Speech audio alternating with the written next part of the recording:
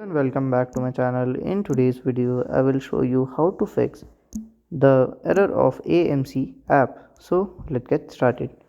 So here we can see the AMC app. So if you want to fix the error, then you have to follow these steps. So first press and hold it here, then you have to click on this I button. So then you have to scroll down and click on the storage, then click on clear data option, delete it. After that you have to open it again. So if it's worked, then fine. If it's not worked, then you have to go to your Google Play Store, or you can directly search into the Google search bar. So here I'm using the Google search bar. Search for the AMC app. Okay.